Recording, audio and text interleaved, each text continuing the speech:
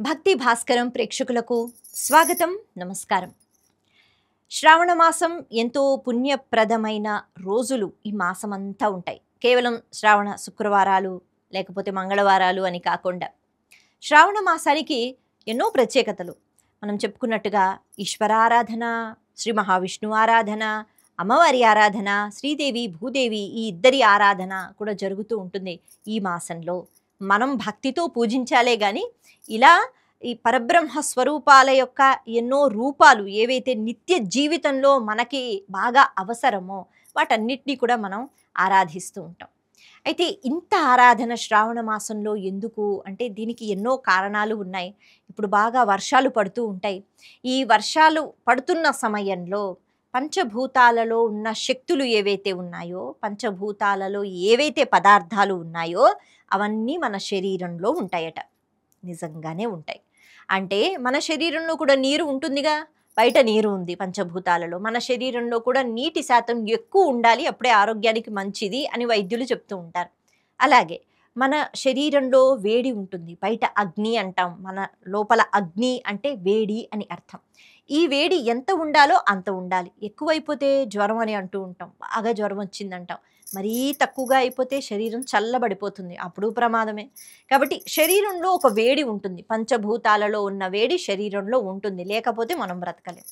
అలాగే వాయువు, అసలు వాయువు లేకుండా అంటే ఆకలితో మనం 2-3 రోజులైనా ఉండగలుగుతామేమో, నీళ్లు తాగకుండా ఉండగలుగుతామేమో, ఊపిరి పీల్చుకోకుండా ఉండగలుగుతామా? ఒక్కసారి అలా ముక్కు మూసుకుని ఉండాలంటే చాలా కష్టం. కాబట్టి బయట ఉన్న వాయువు లోపల ఉంటుంది. ఇంకా చెప్పాలి అంటే శరీరంలో 10 రకాల వాయువులు ఉండబట్టే శరీరం అలా పనిచేస్తుంది. మనం పుట్టిన దగ్గర నుంచి అంటే పుట్టినప్పుడు ఎలా ఉన్నామో ఇప్పుడు అలా ఉన్నామా, ఇప్పుడు ఎలా ఉన్నామో వార్ధక్యంలో అలా ఉంటామా, వెళ్ళిపోయేటప్పుడు అలా ఉంటామా, లేదు, ఎన్నో మార్పులు. ఇవన్నీ కూడా ఎలా జరుగుతూ ఉంటాయంటే లోపల 10 వాయువులు ఉంటాయి. మనం తీసుకున్న ఊపిరి కాకుండా దీనితో పాటు 10 వాయువులు ఉంటాయి. వీటి వల్లే మనం సమానంగా పెరగడము, మన కర్మలు మనం చేయటం ఇవన్నీ జరుగుతూ ఉంటాయి. లేకపోతే సమాన వాయువు అని ఒకటి ఉంటుంది లోపల. అది లేకపోతే ఒక చెయ్యి పొట్టి, ఒక చెయ్యి మరీ పొడవుగా, లేకపోతే మనకి ఒక కాలు మరీ పొడవుగా, అంటే అంత అందవికారంగా మనం ఉంటూ ఉంటాం. అలా కాకుండా మన శరీరం చక్కగా అన్ని అవయవాలు సమానంగా ఉంటున్నాయంటే సమాన వాయువు లోపల ఉంటుంది. అలా పంచభూతాలలో ఉన్న వాయువు. ఇక ఆకాశం అనేటప్పటికీ మనకేం చెప్తారంటే లోపల కొన్ని అవయవాలకి స్థలం అన్నది ఉంటుంది. మధ్య మధ్యలో ఒక అవయవానికి కొద్దిగా స్థలం. ఆ స్థలం ఏదైతే ఉందో అంటే ఖాళీలు ఏవైతే ఉన్నాయో ఇది ఆకాశంతో పోలుస్తారు. అంటే ఆకాశం అనేటప్పటికీ పూర్తిగా అక్కడ అంతా ఏమీ లేకుండా ఉన్న ఖాళీ స్థలంలా ఊహించుకుంటాం, ఆ రకంగా అనమాట. కాబట్టి ఆకాశం కూడా మనలో ఉంది. ఇక పృథ్వీ అంటే భూమి, మన భూమి కూడా మనలో ఉందా అంటే భూమి అంటే మట్టి మనలో ఉంటుంది. అది కేవలం ఏదో స్నానం చేస్తే ఇలా పోయింది అనేటట్టుగా కాదు. మన ఈ చర్మాన్ని మనం అలా రుద్దుతున్నప్పుడు ఖచ్చితంగా ఒక అంటే పదార్థం అన్నది కనిపిస్తూ ఉంటుంది. కాబట్టి ఈ శరీరంలో మట్టి కూడా ఉంటుంది. ఇలా పంచభూతాలలో ఏ పదార్థాలు ఉంటాయో శరీరంలో ఉంటాయి. పంచభూతాలలో మార్పులు వచ్చినప్పుడు శరీరం ఒక్కొక్కసారి వాటిని తట్టుకోలేదు.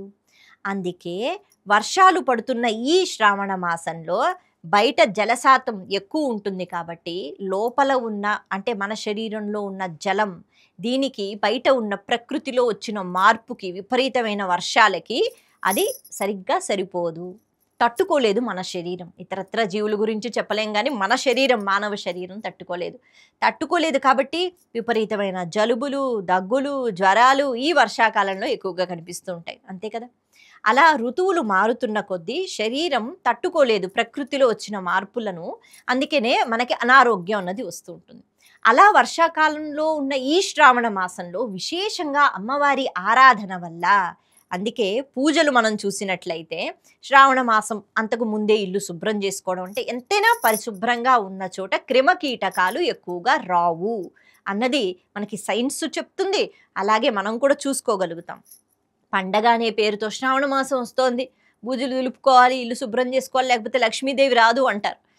లక్ష్మీదేవి రాదు, వస్తుంది అన్నది మన ప్రవర్తన బట్టి ఉంటుంది. కానీ మనం ఆ శుభ్రం అలవాటు చేశారు. ఎక్కడ శుభ్రత ఉంటుందో అక్కడ లక్ష్మీదేవి ఉన్నట్టు.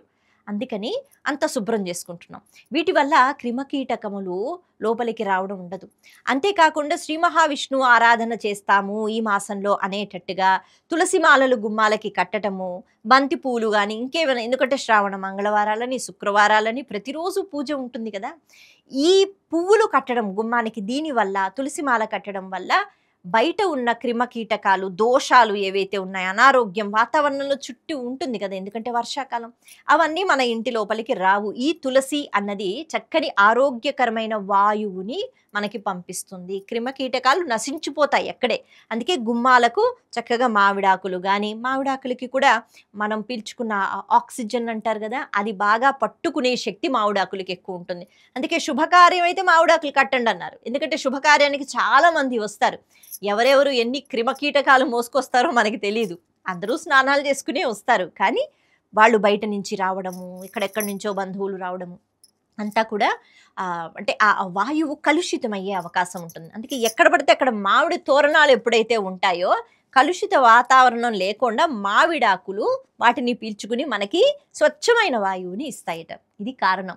అలాగే పువ్వులు, స్త్రీలు కూడా ఈ శ్రావణ మాసంలో పువ్వులు ధరించడం ఎందుకు అంటే ఏదో అందంగా కనిపించడం కోసం కాదు. తలలో పువ్వులు పెట్టుకుంటే క్రిమకీటకములు ఈ తలకి కూడా చేరవు, జుట్టులోకి కూడా చేరుతాయి కొన్ని క్రిమకీటకములు. అవి చేరకుండా ఉంటాయి. అందుకే నిత్యము పువ్వులు పెట్టుకోండి, పువ్వులు పెట్టుకుంటూ పూజలు చేయండి అని అంటారు. కాళ్ళకి ఎప్పుడు పసుపు రాసుకోండి.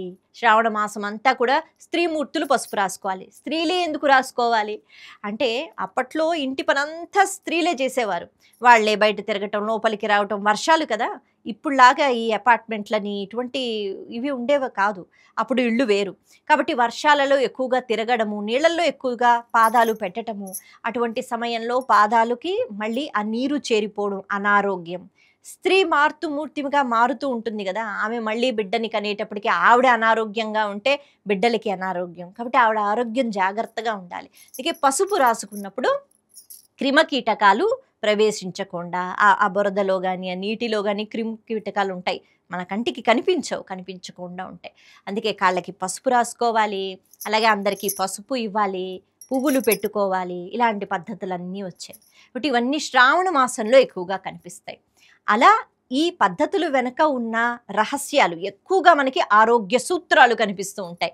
వర్షాకాలంలో మన శరీరంలో అంటే ఆ బయట ఉన్న జలానికి అది అనుకూలంగా ఉండదు. కాబట్టి అలాంటి పనులు జరుగుతూ ఉంటాయి మనకి తెలియకుండా. మనం ఇలా ఉంటే బాగుంటుంది అన్నది మన పెద్దవాళ్ళు నిర్ణయం చేశారు. అందుకే ఎందుకు పసుపు రాసుకోవాలి, ఆషాఢ మాసంలో గోరింటాకు పెట్టుకోవాలని చెప్తారు. ఇలా ప్రతిదానికి ఒక పద్ధతి ఉంటుంది, దాని వెనుక ఒక రహస్యం ఉంటుంది. తెలుసుకుని మనం పాటించినట్లయితే అద్భుతంగా ఉంటుంది.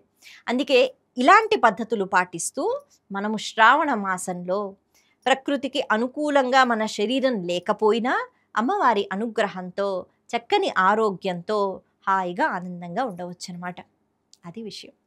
నమస్తే.